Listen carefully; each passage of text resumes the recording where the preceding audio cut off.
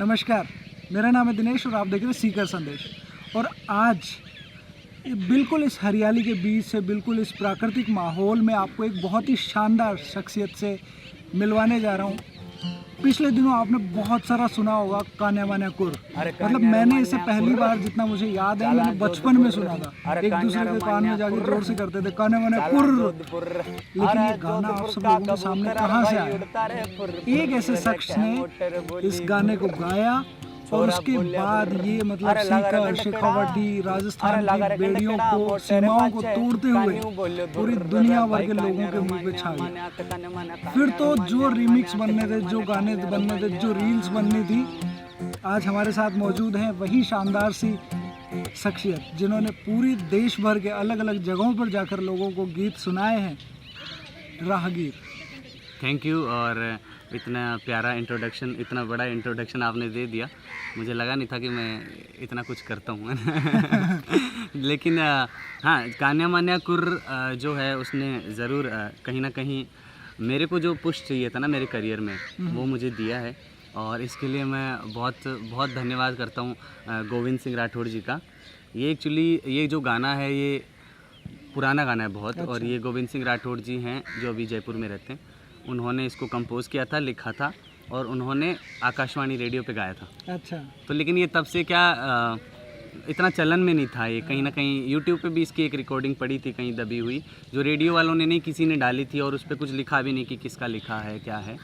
तो मैंने वहीं सुनी थी, एक कुछ ऐसे रेयर गाने ढूंढ रहा था तो मिला मुझे। और फिर मतलब मेरे दोस्त रहता है एक बीकानेर में। अच्छा। करमवीर करके, उन्होंने मुझे सुनाया पहली बार। फिर मैं देखा, अरे यार ये तो गजब चीज़ है। तो मैं इसको गाने लग गया ऐसे ही। तो किसको पता था, ऐसे पालमपुर हिमाचल में बैठे बैठे हम ऐसे जैमिंग में इसकी कुछ लाइनें गाई और कहाँ रील डाली उसके बाद और कहाँ पहुँच गई।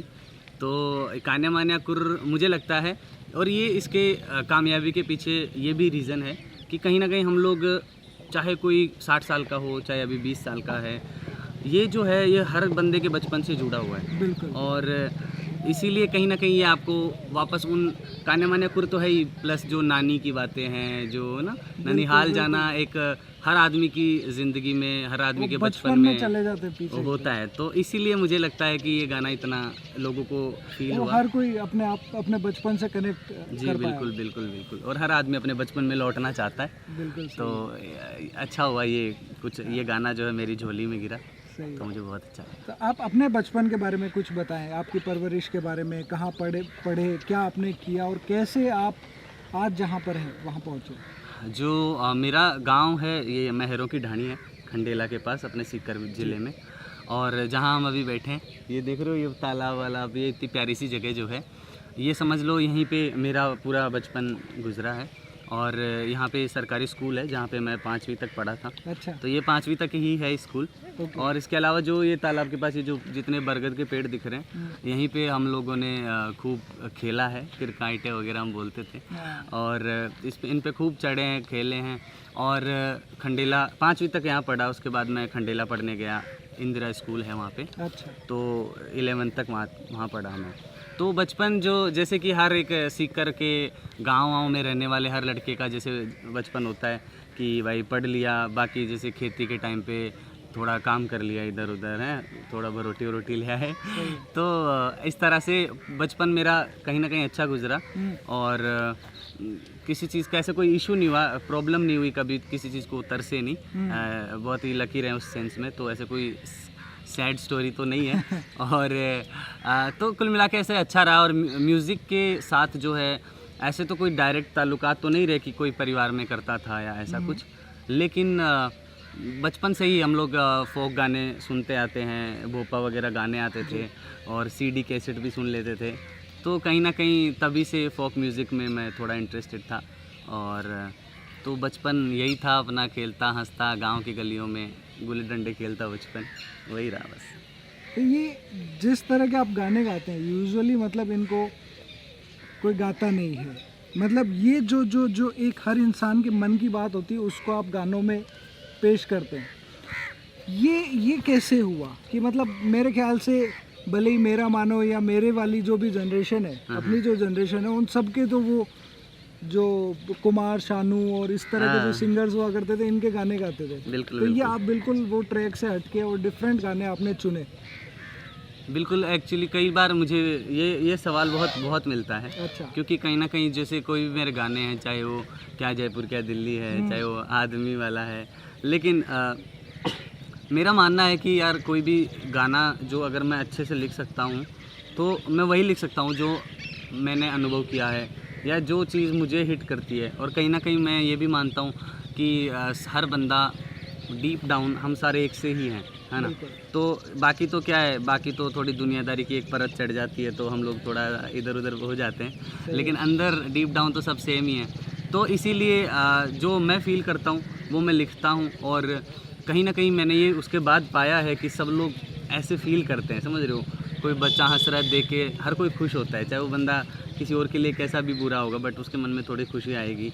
तो कहीं ना कहीं ऐसे गाने लिखने के पीछे मेरा यही एक रीज़न है कि एक तो मैं उनको खुद फील करता हूँ तो लिखता हूँ, और इससे उसमें क्या एकदम सच्चाई झलकती है और जो भी मैं रियलिटी में है। दूसरी बात यह है कि जो भी सुनता है उसको लगता है कि यार ऐसे फील करने वाले हम अकेले नहीं हैं, और भी बहुत है हमारी तरह, तो वो है। और दूसरी बात ये भी है कि अपने को आता ही यही है, समझ रहे हो, कि मतलब जो देखा है, जो जो ज़िंदगी हमने जी है। अब मेरे गानों में आप देखते हो खेत, किसान, ये पेड़, है ना, तो हमने यही पैदा हुए हैं, यही देखा है, यही जिया है, किया, वही लिखेंगे ना। अभी दूसरी चीज़ों के बारे में जिनको मैं जिया नहीं हूँ, जो सिर्फ काल्पनिक हैं, मैं लिख सकता हूँ बहुत अच्छा, मे भी आप सुन के भी अच्छा लगे कानों को, बट वो उस कोने तक या उस जगह तक कभी नहीं पहुँच सकती जो कि एक अनुभव से लिखी हुई चीज़ होती है। बिल्कुल। तो बस यही लिखता हूँ, जो दिल में आया लिखता हूँ, ऐसा सोच के नहीं लिखता। तो डेफिनेटली। और हमारे व्यूअर्स इस वक्त है ना, मतलब बिल्कुल इंतज़ार कर रहे हैं कि कुछ सुनने को मिले। बिल्कुल बिल्कुल, आप तो सुनाने के लिए सुना। तैयार और बैठे हैं। मेरी रिक्वेस्ट है पर्सनली इन सब की तरफ से कि काने वाने कुर से ही शुरू किया जाए। चलो काने माने कुर से फिर शुरू और करते बातें होती रहेंगी, आप सब लोग यहीं पे बने रहिए। हैं। बिल्कुल बिल्कुल, आपको सुनाते हैं कान्या और मान्या कुर। क्या बात है।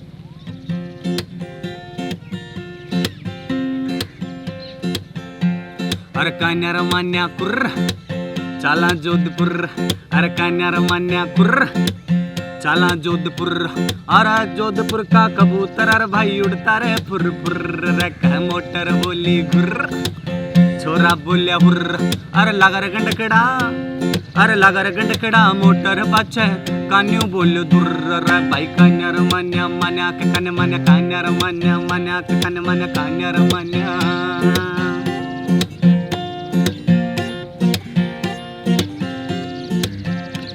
अरे कान्यू मांग्यो खींचड़ी रे नानी खाली दाल, कान्यू मांग्यो खींचड़ी रे नानी खाली दाल, जिमन ने जद कान्यू बैठ्यो दाल में निकलियो बाल रे भाई। कान्यू गयो रूस लारे कबूतर सूस, भाई कान्यू गयो रूस लारे कबूतर सूस।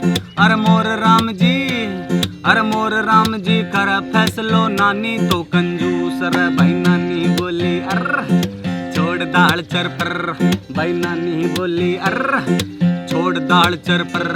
अरे हमारा लाल ने, अरे हमारा लाल ने दूध पिलाऊं चर मर कर रे भाई। कान्या रे मान्या कुर चाला जोधपुर, अरे जोधपुर का कबूतर अरे भाई उड़ता रे फुर फुर रे, कह मोटर बोली घुर, छोरा बोलिया हुर, अरे लागर गंडकड़ा, अरे लागर गंडकड़ा मोटर पाछे कान्यू बोल्यो दुर रे भाई। कान्या रे मान्या मान्या के कान्या मान्या, कान्या रे मान्या मान्या के कान्या मान्या, कान्या रे मान्या।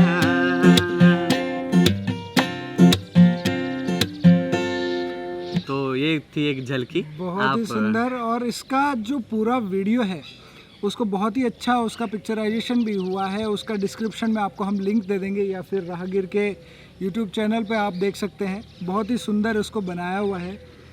और आप मुझे बताएं कि मतलब जैसे हमने देखा कि आप कहीं ऐसी वादियों में आप बैठे थे जहाँ पे ये गाना गाया, उसके बाद में हमने आपके और काफ़ी सारे रील्स को चेकआउट किया, यूट्यूब वीडियोस देखे, उनमें हमेशा नेचर तो हमेशा था। बिल्कुल बिल्कुल। कि यहीं पे मैं हमारे व्यूअर्स को बता दूं कि पीछे एक पेड़ है, वहाँ पे बैठ के भी जो पुराने इनिशियल्स जो गाने यूट्यूब पर आप देख रहे हैं वो यहीं पर शूट किए गए हैं। तो आपको घूमने का क्या मतलब ये शौक़ है या आप सिर्फ शोज़ के लिए बाहर जाते हैं, कैसे करते हैं? एक्चुअली घूमने का मेरे को शुरू से ही ऐसे था। मैं जब गाना शुरू नहीं किया था तब भी मेरे दिमाग में था कि मेरे को घूमना है। अच्छा। और फिर ऐसे था कि मैं कुछ कविताएं लिखता था, कुछ पोइट्री लिखता था, और फिर उसको मैं सोचा कि क्यों ना इसको गाना बजाना संगीत से मिलाया जाए और फिर मैं घूम सकता हूँ। इसकी वजह से क्या होगा कि अपने को क्या खर्चे कम होंगे, कहीं रोटी पानी का जुगाड़ हो जाएगा गाने गा के। तो वही है कि एक लेखक को या किसी भी कलाकार को मेरा मानना है कि अगर वो घूमता फिरता है, ट्रैवल करता है, तो उसको बहुत ज़्यादा परिपक्वता मिलती है। मुझे लगता है वो 4 चीज़ें देखेगा तभी तो उस बारे में लिखेगा ना, और अच्छा लिखेगा, असलियत लिखेगा। अब मैं यहाँ बैठे बैठे मैं लिख सकता हूँ कि हिमाचल की वादियों में, पहाड़ों में हवाएं आती हैं, बट वहाँ बैठ के जो मुझे फ़ील होगा मैं और अच्छे से लिख पाऊँगा। तो एक तो ये भी रीज़न है। उसके अलावा देखो, घूमते फिरते क्या होता है, एक मुझे सिर्फ ऐसे नहीं है कि रील्स पे, यूट्यूब पे कि भाई इतने मिलियन व्यू आ गए, ऐसे जो असली जो मज़ा है ना वो है लोगों के सामने गाने में। चाहे वो आप टपरी पे गा रहे हो, चाहे वो किसी शो में गा रहे हो, कहीं भी गा रहे हैं, समझ रहे हो, लेकिन जो साथ में लोग आपके तालियां बजा रहे हैं, बैठे हैं, वो एक जो कनेक्शन बिल्ड होता है ना एक परफॉर्मर में और जो ऑडियंस है, वो कभी आउट ऑफ फैशन नहीं जा सकती, चाहे कितने भी सोशल प्लेटफॉर्म्स आ जाएं। तो बस वो उस मज़े के लिए जो है मैं ट्रैवल करता हूँ, गाने गाता हूँ और नई चीज़ें देखता हूँ। मुझे पसंद है ऐसे कहीं नदी वदी में कूदना, नहाना, मज़े करना। तो कहीं ना कहीं सब मिला के एक ज़िंदगी का जो रस मिलता है, बस वही लेने के लिए घूमते रहते हैं। और एक और बात मैं ऐड करना चाहूँगा जो पिछले कान्हे मणिपुर से रिलेटेड है। हमारा वाला तो है ही अच्छा, लेकिन जो ओरिजिनल है गोविंद सिंह राठौड़ जी वाला यूट्यूब पे पड़ा है, अच्छा, वो ज़्यादा सुनना, वो अलग ही लेवल है। डेफिनेटली उसका भी जो लिंक है वो हम डिस्क्रिप्शन में डाल देंगे, आप उसे भी चेकआउट करें, क्योंकि ओरिजिनल जो होता है और उनकी जो मेहनत है, उन्होंने जो लिखा है, तो डेफिनेटली हमें उनका थैंकफुल होना चाहिए कि उन्होंने इतना अच्छा लिखा, तब हम अपने बचपन को इतने अच्छे तरीके से कनेक्ट कर पाए। आज भी अपने बचपन के 20, 25, 30 साल गुजर जाने के बाद भी, और राहगीर उसको इतना अच्छा गाए, एक बार फिर से हमने देखा, आनंद उसका लिया। तो अब क्या आपके प्लान्स हैं फ्यूचर को लेकर कि अब आज के टाइम पे क्या होता है, यूट्यूब के व्यूज़ या सब्सक्राइबर्स देख के आपको जज करा जाता है। बिल्कुल, टैलेंट अपनी जगह है, लेकिन इससे आपको ज़्यादा जज करते हैं। तो अब वो भी आपके बहुत तेज़ी से बढ़ रहे हैं, तो क्या फ्यूचर प्लान्स क्या है, क्या करना है? अभी देखो, अपन तो पहले भी यही कर रहे थे कि जो दिल को आया हमने कोशिश किया, और आगे भी यही करेंगे। बस यही है कि थोड़ा आसान हो गया है सफ़र जो है हमारा, और मैं यही चाहूँगा कि आगे अपना, जैसे मैं गाने बना रहा हूँ तो मैं और गाने बनाऊँगा। और अभी जो एकदम नियर फ्यूचर जो है, अभी का मेरा ये प्लान है कि मैं अगले महीने भर में मैं एक बाइक टूर पे, पूरे राजस्थान के टूर पे निकलूँगा, ठीक है। और उसमें क्या, बाइक से मैं और मेरा एक दोस्त है सौरव गहलोत है बीकानेर से, वो भी बहुत ही उम्दा कलाकार है, राजस्थानी गाने गाते हैं, हिंदी गाने गाते हैं।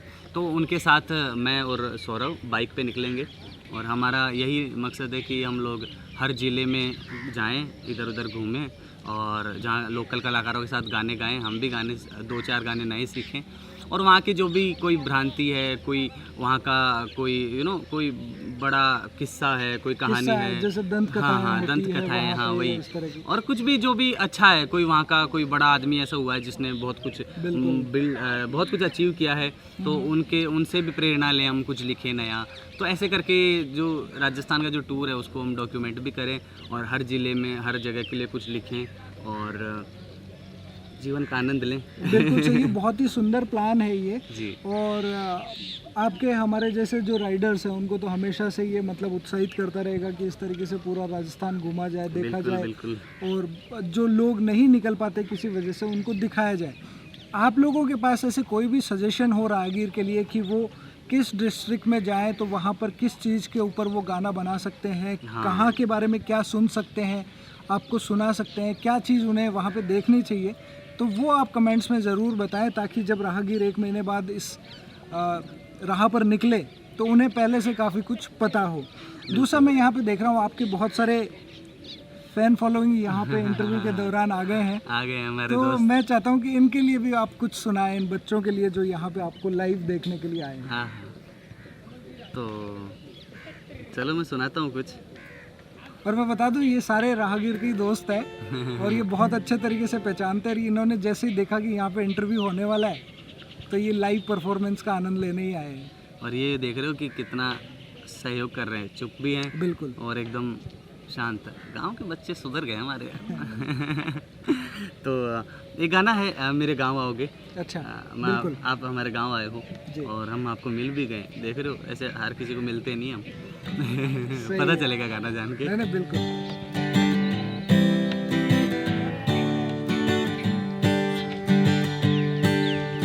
तुम मुड़ तो पाओगे पर लौट न पाओगे, तुम मुड़ तो पाओगे पर लौट न पाओगे। मेरी याद आएगी उस मकाम पे कभी, तुम पकड़ के गाड़ी शायद मेरे गाँव आओगे, तुम पकड़ के गाड़ी शायद मेरे गाँव आओगे। मैं मिलूंगा ही नहीं उस मकान पे कभी, तुम पकड़ के गाड़ी शायद।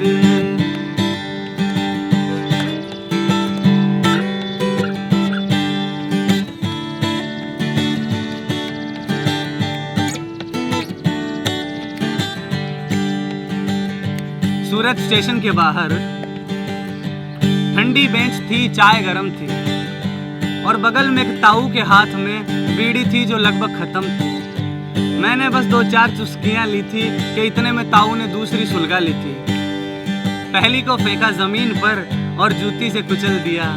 मुझे जाने क्यों तेरी याद आई, मैं उठा और चल दिया।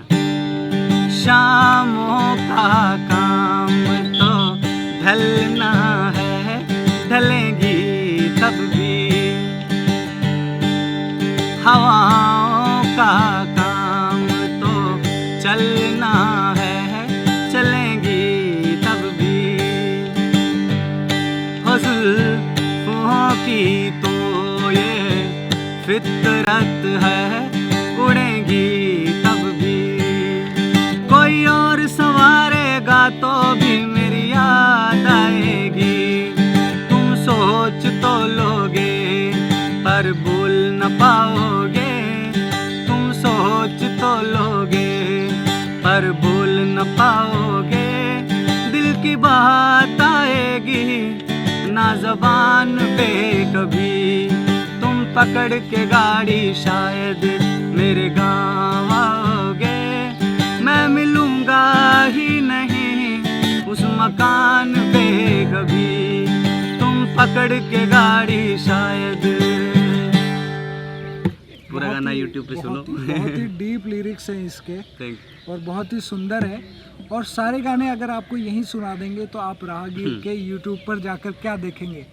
तो बिल्कुल भी मत भूलिएगा कि आपको राहगीर के यूट्यूब चैनल पर आपको जाना है, लिंक डिस्क्रिप्शन में है। और वहाँ पे जाकर इस तरह के बहुत सारे गाने हैं जिनका आप आनंद ले सकते हैं। और मुझे लगता है कि इस तरह के गाने अगर आप मतलब यंग एज में हो 20, 25, 30 साल के ना, तो आप अपने एल्डर्स जो हैं आप उनको भी सुनाएं, उनको भी ये बहुत अच्छे लगेंगे। आपके पिताजी हैं, दादा दादी हैं, ये इस तरह के गाने हैं जो मेरे ख्याल से मतलब हर एज ग्रुप को आप सुना दें बिल्कुल, तो वो उसका आनंद ले सकता है। बड़े हमारे बड़े बूढ़े फैन हैं। मैं बिल्कुल होना भी चाहिए क्योंकि गाने इसी तरीके के हैं। जी। मैं साथ में ये और चाहूँगा कि आजकल यूट्यूब पे या इंस्टाग्राम पे जो भी लोग अपना टाइम दे रहे हैं उसे एक कैरियर की तरह देखते हैं या फिर उसके ऊपर अपनी परफॉर्मेंस डालते हैं ताकि लोग उनको पहचाने, जी। तो वो एक बड़ी रेस सी हो गई है। हर कोई पूछता है कि अच्छा आपका इंस्टाग्राम अकाउंट है तो वो उसको चेकआउट करेंगे, उस पर देखेंगे कि आपके फॉलोअर्स कितने, वो तो है। उसके बाद वो डिसाइड करेंगे कि आपको रिस्पेक्ट कितनी देनी है। सही तो बात। मैं चाहता हूँ कि उन यंगस्टर्स से जो इस नंबर की रेस के पीछे भाग रहे हैं उनको आप कुछ बताएं, उनको आप कुछ समझाएं किस तरीके से, क्योंकि आपने बहुत लंबा समय आपने यूट्यूब के साथ में बिताया है। जी बिताया तो है। हालांकि ऐसे भी नहीं है कि मैं बहुत ज़्यादा इस चीज़ में वो हूँ दिग्गज या बड़ा, लेकिन जो मैंने सीखा अभी तक मैं वो बता सकता हूँ। अभी तो क्या है वही है, एक शेर था किसी का लिखा हुआ, मैं भूल गया जिन्होंने लिखा, लेकिन वो ये था कि यहाँ आदमी की नहीं लिबास की कीमत है, मुझे गिलास बढ़ा दे शराब कम कर दे, समझ रहे हो। तो मैं यही कहूँगा कि कहीं ना कहीं देखो चमक धमक तो बंदे को करती है ना, बिल्कुल अट्रैक्ट करती है। और बिल्कुल ये भी एक पार्ट है सोशल मीडिया भी, लेकिन कहीं ना कहीं जो रियल लाइफ एक्सपीरियंसेस हैं वो इस पे ज़्यादा हावी हो जाते हैं। और कभी भी किसी भी एक प्लेटफॉर्म पे बहुत ज़्यादा निर्भर ना रहें, क्योंकि आपको पता है कि कल को कुछ भी इनके रेगुलेशन से सरकार के साथ कुछ हुआ या कुछ बैन कर दिया, अभी जैसे टिकटॉक ले लो, हाँ कुछ भी हो सकता है। और ये आउट ऑफ फैशन भी जा सकता है, आपको पता है। अभी फेसबुक था कोई टाइम पे, फिर इंस्टा आया, अभी फेसबुक एकदम से थोड़ा सा हो गया।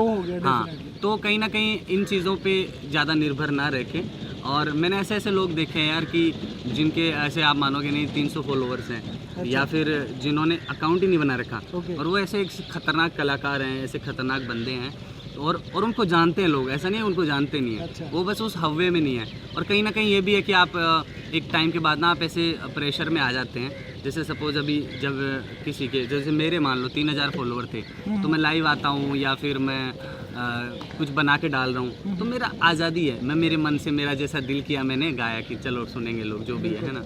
लेकिन जैसे आपके सपोज 1 लाख फॉलोअर हो गए, आप कॉन्शियस हो जाते हो कि अब आपको अच्छी ही डालनी है, आपको बिल्ड करना है, आपके 2000 फॉलोअर कम ना हो जाएं, समझ रहे हो। और आप क्या बोल रहे हो, क्योंकि अब जैसे जैसे बहुत जनता बढ़ती है ना, उनमें से ट्रोलर्स भी बहुत आते हैं, उनमें जो आपने कुछ कहा, आप चाहते कुछ हो, कहा कुछ, वो लोग कुछ और सुनेंगे, वो बयां कुछ और करेंगे। तो इन चीज़ों से आपको डर लगने लग जाता है, समझ रहे हो, कहीं ना कहीं। और उसकी वजह से आपको आपके आर्ट पे भी बहुत फ़र्क पड़ता है, बिल्कुल पड़ता है। आप दिखता है आप पे प्रेशर है, या आप कोशिश करते हो कि आप ऐसे कुछ तार ना छेड़ दो जिससे कि किसी और का तार छिड़ जाए, है ना। तो इन चीज़ों पे मैं तो यही कहूँगा कि निर्भर रहो, मतलब इस पे अपना काम करो, क्योंकि ये भी ज़रूरी है, आजकल का दौर है। लेकिन एकदम से इन पे निर्भर भी ना रहें, और बाकी रियल लाइफ में ज़्यादा बाहर निकलें। डांस कोई करता है तो शोज़ करें, कोई गाने गाता है तो जो रियल लोगों से जो कनेक्शंस हैं वो कभी आउट ऑफ फैशन नहीं हो सकते। आज मैं सपोज़ मेरा इंस्टाग्राम बंद भी हो जाए ना, तो मुझे फ़र्क इतना नहीं पड़ेगा। क्योंकि मैं घूम घूम के लोगों में एक जो ह्यूमन टू ह्यूमन कनेक्शंस होते हैं ना, वो कहीं नहीं जा सकते। तो मुझे लगता है कि आप रेस में मत भागो, फॉलोअर्स इन सब का कुछ नहीं है। आजकल लोग यूँ पैसा फेंकते हैं, 1 लाख फॉलोअर कर लिया, समझ रहे हो, तो आप उनसे कहाँ जीत पाओगे। अगर आप ऑर्गेनिकली कुछ कर रहे हो तो करते रहो, अपनी धुन में चलते रहो, आएंगे फॉलोअर्स तो आएंगे, अच्छा करोगे तो आएंगे, बिल्कुल आएंगे। नहीं भी आए तो लोड मत लो। अपना आर्ट जो है यार वो दिल से होती है, अपने खुद की प्रसन्नता के लिए भी बहुत ज़्यादा होती है, दूसरों को भी प्रसन्न करने के लिए होती है, इम्प्रेस करने के लिए तो इतना मैं तो नहीं मानता। तो मैं यही कहूँगा यार कि आप जो कुछ भी करते हो अपने दिल से करो, और दुनिया के इन ढकोसलों में ज़्यादा मत फंसो। मैं भी फंस गया हूँ थोड़ा थोड़ा, और मैं निकलूँगा। सही है। तो अभी हमारे व्यूवर्स जानना चाह रहे होंगे कि आपका अगला गाना, नया गाना कब आने वाला है? मैं अभी ये समझ लो कि एकदम मैराथन में हूँ, मेरे हर हफ्ते गाने आ रहे हैं। एक एल्बम आया था अभी पिछले महीने, आखिरी तीली के नाम से, तो उसके वीडियोस अभी हर हफ्ते में एक डाल रहा हूँ। अभी कुछ और भी प्रोजेक्ट्स हैं, एक मीरा पे एक गीत है जो आने वाला है जल्दी, किसी के साथ कोलैबोरेशन में है। और बाकी मैंने बहुत सारे गाने लिख रखे हैं, तो मैं कोशिश ये करूँगा कि महीने, 1.5 महीने, 2 महीने में एक और एल्बम में निकाल दूँ, या फिर वो राजस्थान टूर से आने के बाद। लेकिन अभी काफ़ी सारे गाने लाइंड अप हैं, और काफ़ी एक्सपेरिमेंटिव खूब सारे गाने जो मैंने एक्सपेरिमेंट किए हैं अलग अलग टॉपिक्स पे, जो कोई तार भी छेड़ सकता है इधर उधर, कोई किसी को अच्छा लगेगा, कोई किसी को नाराज़ भी कर सकता है। बट एक एज एन आर्टिस्ट, वो एक कहावत है ना कि फोक म्यूज़िक या म्यूज़िक ही ले लो, असली म्यूज़िक वही है जो कंफर्टेबल लोगों को तो अनकंफर्टेबल कर दें, और अनकंफर्टेबल लोगों को कंफर्टेबल कर दें। वो इरादा मेरा वही है, तो यही है प्लान है। बहुत ही जल्दी मतलब और गाने आपके मिलेंगे हमें। बिल्कुल बिल्कुल। और हम राहगीर से रिक्वेस्ट कर रहे हैं, हम कोशिश कर रहे हैं कि सीकर में एक लाइव परफॉर्मेंस रखा जाए, तो उसके लिए जैसे भी राहगीर को समय मिलेगा तो ये हम करने की कोशिश करेंगे। लेकिन उसके लिए ज़रूरी ये है कि आप कमेंट करके राहगीर को ये भरोसा दिलाएं कि अगर सीकर में ऐसा लाइव परफॉर्मेंस होगा तो आप लोग उसे ज्वाइन करेंगे, आप लोगों को उसमें इंटरेस्ट है। उसके बाद ही हमारी इस बात को और तवज्जो मिलेगी और उसके बाद ही ये लाइव परफॉर्मेंस जो है उसका कोई पक्का इरादा बन पाएगा। तो राहगीर बहुत बहुत धन्यवाद आपका, आपने हमें इतना समय दिया थैंक यू। अपने शेड्यूल में से, और उम्मीद करता हूँ कि आपको ये इंटरव्यू पसंद आया होगा। काफ़ी कैजुअल सा हमने इसे रखा क्योंकि जगह भी ऐसी थी एकदम बिल्कुल ऐसा ही जैसे कि मतलब आप लोगों को देखना चाहिए था। और फिर आपसे मिलेंगे जल्दी, कोशिश करेंगे कि राहगीर के अगले गानों की जो भी डिटेल्स होंगी, जो भी चीज़ें होंगी वो हम आपको बताते रहें अपनी स्टोरीज़ के माध्यम से भी। आप चेकआउट करते रहिएगा और राहगीर के इंस्टाग्राम और यूट्यूब चैनल को आप ज़रूर देखिएगा और सब्सक्राइब भी करिएगा। थैंक यू, इतना प्यारा इंटरव्यू और एकदम कैजुअल सा बैठ के जैसे गप्पे मार रहे हैं। हाँ, मुझे भी आनंद आया, पहली बार किया है मैंने। मैं तो एक गप्पे बाजू एक नंबर का आपको बना दूंगा एक दो बार आगे तो मुझे भी बहुत अच्छा लगा और उम्मीद है सबको। अभी तो क्या इतने गाने का हमें समय नहीं मिला, लेकिन जैसे कह रहे हैं सीकर में कुछ रखते हैं। और सही बताऊं तो चाहे चारों तरफ इतने शोज़ करता हूं मैं, इतना कुछ भी अच्छा होता है, बट एक अपनी जगह पे भी अगर अपन गाने गाएं तो उसका एक अलग ही मज़ा है, अपना प्यार है। तो मैं कोशिश करूंगा, हम लोग जल्दी ही सीकर में कुछ प्लान करते हैं, तो आप सब आओ यार। और अपने गाने तो देखो मैं गा ही लेता हूँ, लेकिन पुराने इतने अपने राजस्थानी फोक भी मैं काफ़ी गाता हूँ, तो आप आओ और नीचे भी बता सकते हो कौन कौन से गाने, ताकि मेरे को नहीं आए तो मैं सीख लूँ उनको तब तक। सही बात है, तो आप बताओ और सबको बहुत बहुत धन्यवाद, मिलते हैं जल्दी से, बाय बाय। चलिए बाय जी।